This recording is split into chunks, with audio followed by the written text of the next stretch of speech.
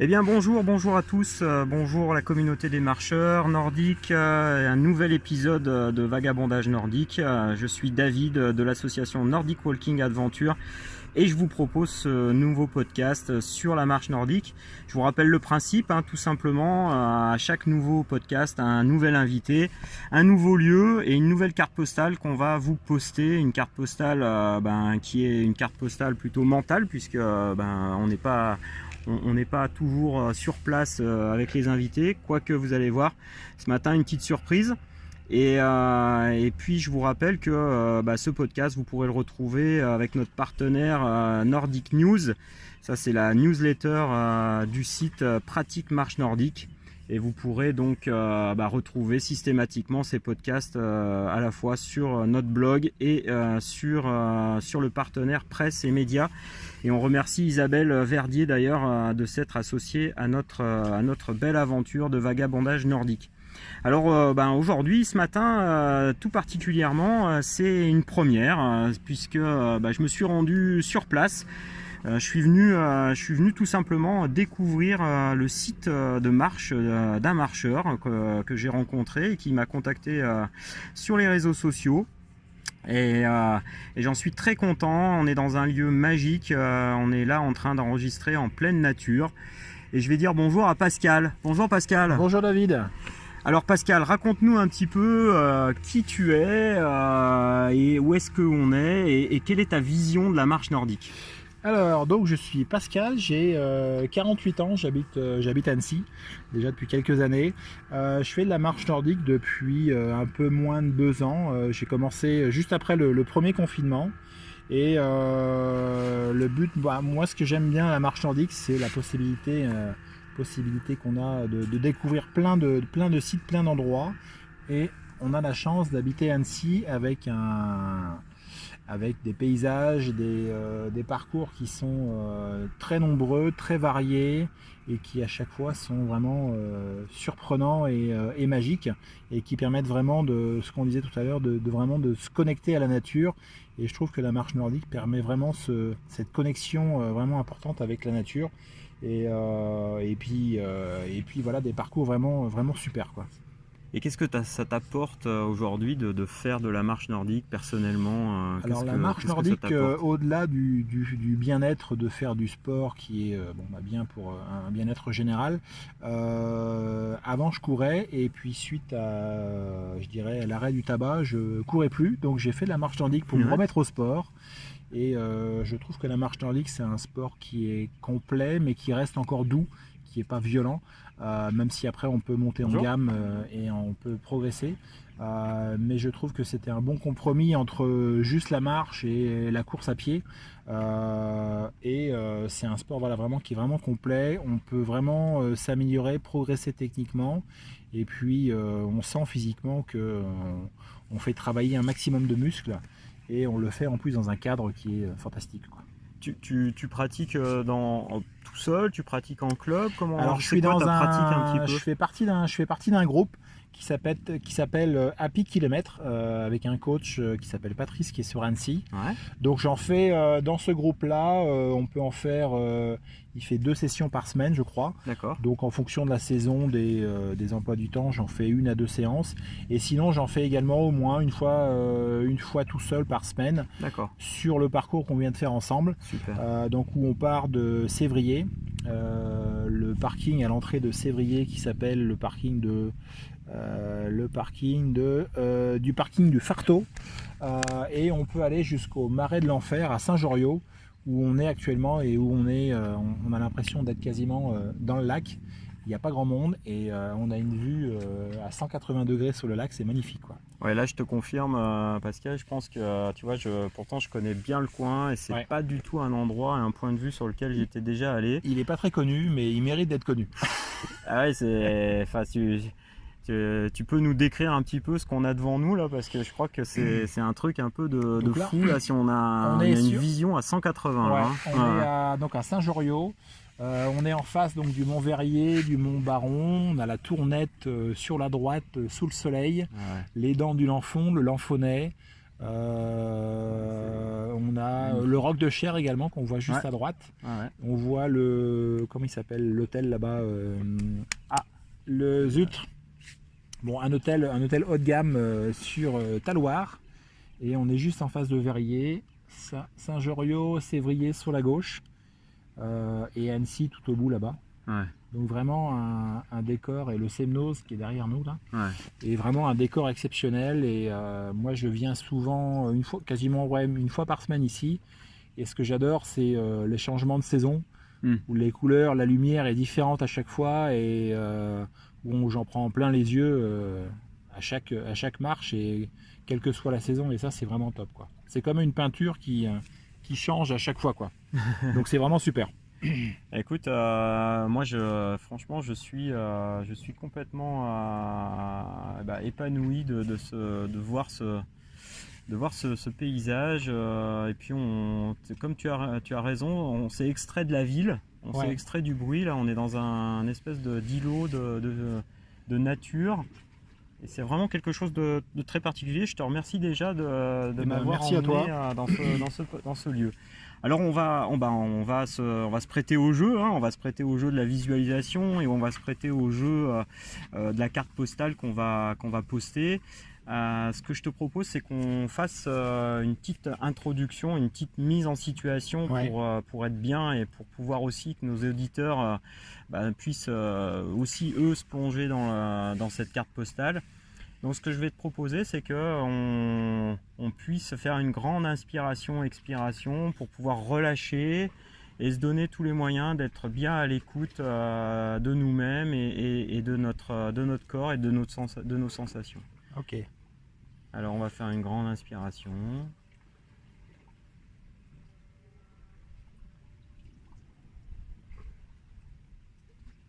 Et une grande expiration.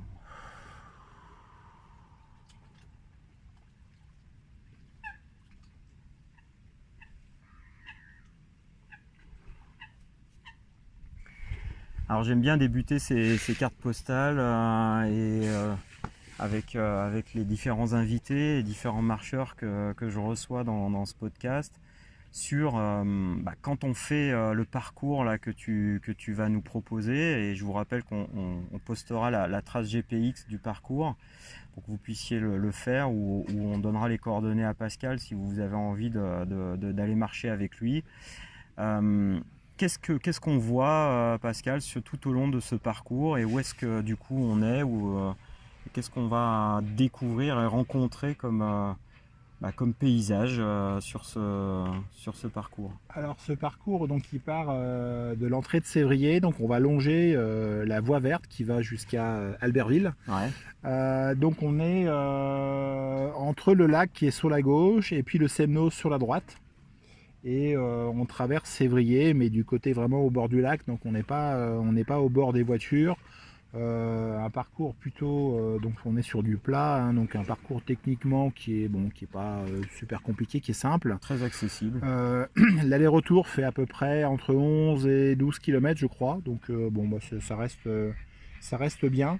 Et on découvre vraiment le lac. On s'éloigne progressivement d'Annecy, donc du bruit, un petit peu du brouhaha d'Annecy, pour aller vraiment de plus en plus vers la nature. Et je trouve que c'est ça qui est magnifique.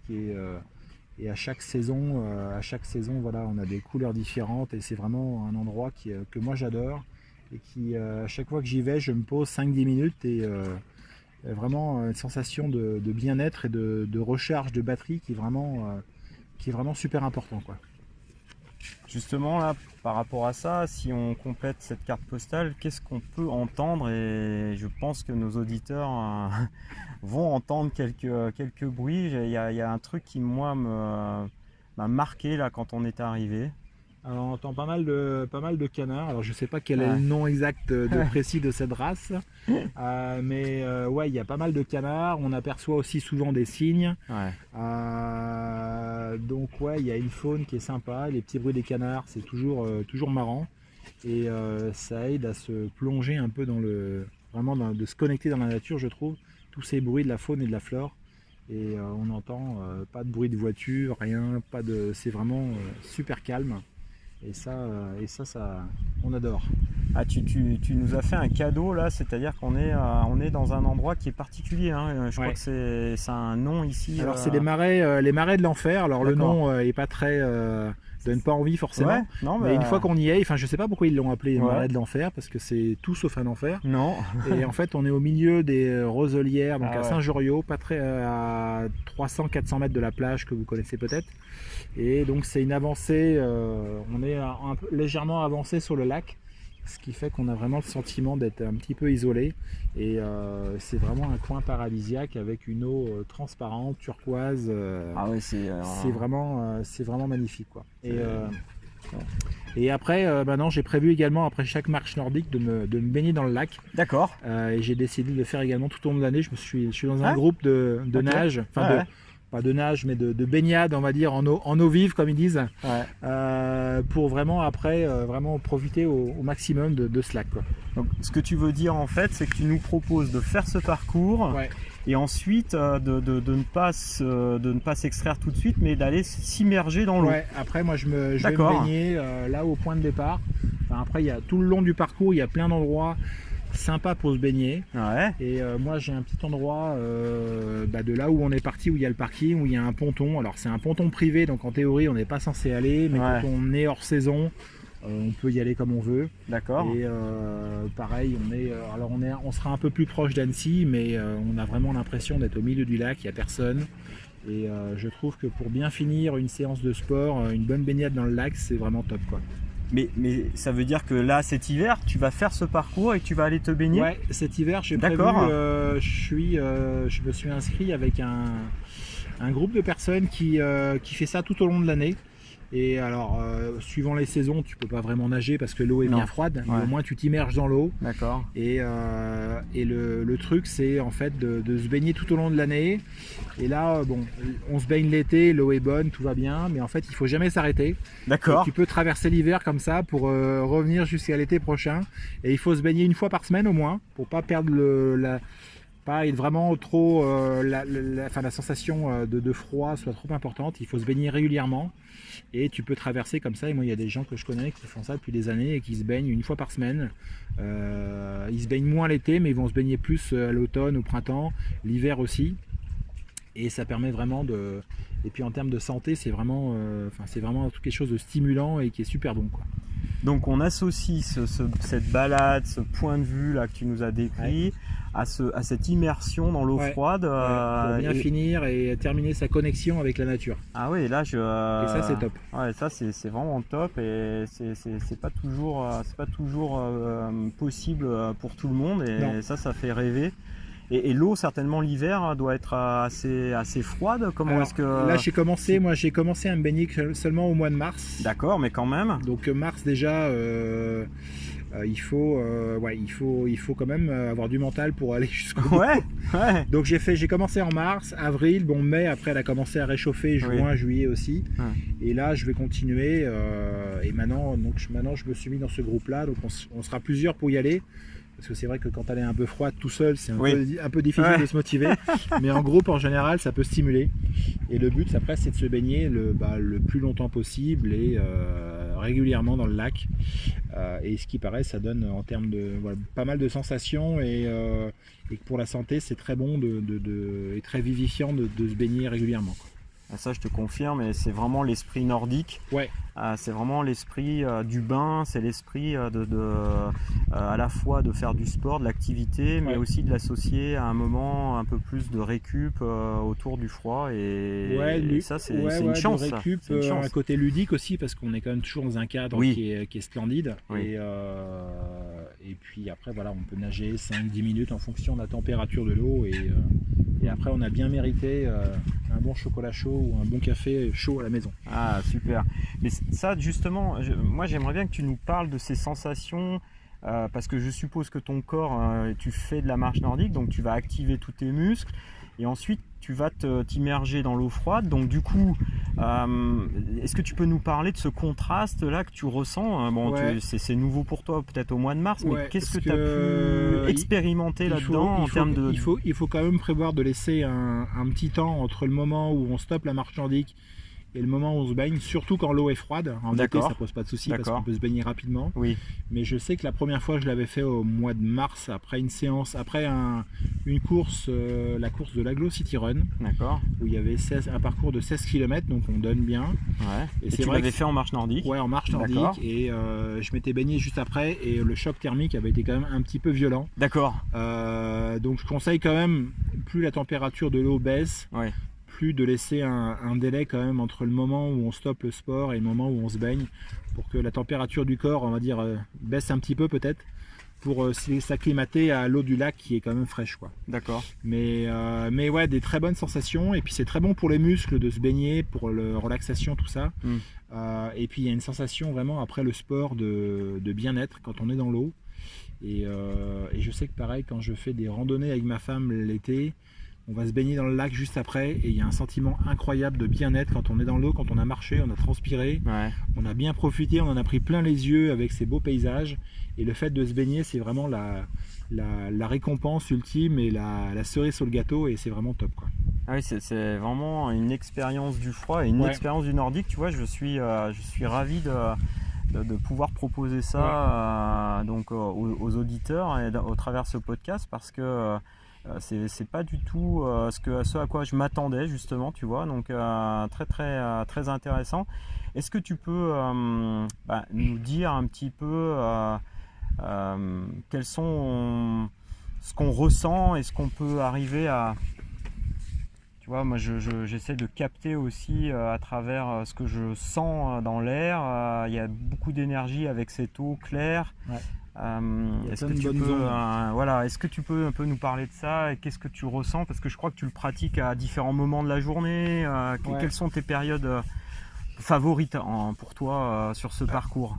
Je viens quand même essentiellement le matin, de préférence, parce que le lac d'Annecy étant très beau, il y a beaucoup de monde, surtout en plein été. D'accord. Donc puis moi je suis plutôt en lève-tôt, donc j'ai tendance à venir à 7h30, 8h au bord du lac. D'accord. Où je trouve que la lumière, en plus, le soleil qui se lève, il y a une lumière qui est différente. Plein de bonnes ondes, ce calme, qui je trouve apaise vraiment des sensations d'apaisement, de bien-être. Et c'est vrai qu'une fois que je suis venu au bord du lac, en général, je rentre chez moi, j'ai des bonnes ondes pour quelques heures, voire plusieurs jours, et vraiment un sentiment de bien-être, d'apaisement, qui est super, qui est top pour le mental, top pour le moral. Et puis on en prend vraiment plein les yeux avec ces couleurs, ces paysages, et c'est vraiment super. Là on va arriver dans la saison où il va y avoir moins de monde, l'automne, et je trouve que le lac est encore mieux parce qu'il y a moins de monde, et les couleurs sont encore différentes, la nature change, c'est vraiment exceptionnel. Mais en tout cas, moi je trouve que ce lac dégage beaucoup de bonnes ondes, mais il faut s'ouvrir et les capter et les emmagasiner. Et moi j'ai vraiment la sensation d'avoir ça quand je me baigne ou quand je fais de la marche nordique au bord du lac, c'est de capter toutes ces ondes et après de les garder pour moi, les ramener chez moi, et ça c'est vraiment top, quoi. Ça, c'est un conseil effectivement de se lever tôt et de profiter de cette énergie du matin là. Mais je discutais avec une autre marcheuse dans un podcast, et elle trouve aussi de l'énergie à partir de 18h en fin de journée. Elle nous a fait un retour par rapport à ça, et vraiment très intéressant. Je t'invite à écouter son podcast là, c'est Nathalie Jiquel là. Et franchement c'est vraiment très très chouette. On n'a pas parlé de tout ça en marchant, on a beaucoup parlé en marchant, et c'est tant mieux, et c'est aussi ça la marche nordique, c'est le partage, et c'est la rencontre. Pascal, aujourd'hui, qu'est-ce que tu vas garder, je dirais, comme saveur de cette sortie? Plutôt une saveur salée, sucrée, comment est-ce que tu définirais ça si on veut un petit peu raccorder toutes nos sensations moi je vais garder une saveur douce, comme l'eau douce. Ouais, super. Une saveur douce comme le lac, et beaucoup de bien-être. Et puis ensuite, après, le sentiment que, alors bon là, la journée est déjà bien avancée, il est presque 10 heures, mais quand je le fais assez tôt le matin et je rentre chez moi, il est 9h, 9h30. Après, je suis prêt à attaquer la journée, je suis bien dans mes bottes, droit dans mes bottes, et je suis prêt à affronter plein de choses. Et voilà, c'est vraiment ce sentiment que tout ce bien-être que j'ai pu capter, après me sert tout au long de la journée, de la semaine, pour le quotidien, pour le travail, pour différentes choses.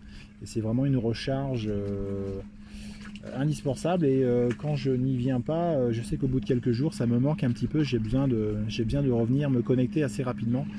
Et ça devient vraiment addictif, cette connexion. Et voilà, beaucoup de bonnes choses, et qui font du bien et qui aident après pour le quotidien de manière générale, quoi. Super, bah écoute, avant qu'on poste cette carte postale à nos auditeurs, est-ce que tu as quelque chose, tu voudrais rajouter quelque chose, une actualité ou peut-être un conseil, quelque chose que tu as envie qui te vient en tête? Je dirais l'avantage de la marche nordique, c'est qu'on peut en faire un peu partout. On peut en faire autour de chez soi, on peut en faire autour du lac. Nous, on est privilégiés parce qu'on est quand même dans un cadre magnifique, mais on peut aussi en faire. Moi, j'ai un parcours à côté de chez moi à Sénaux, qui est plus dans la campagne. On peut en faire partout, et on peut en faire vraiment. On peut mettre le niveau qu'on souhaite en fonction de sa motivation du jour, de la météo, de différentes choses.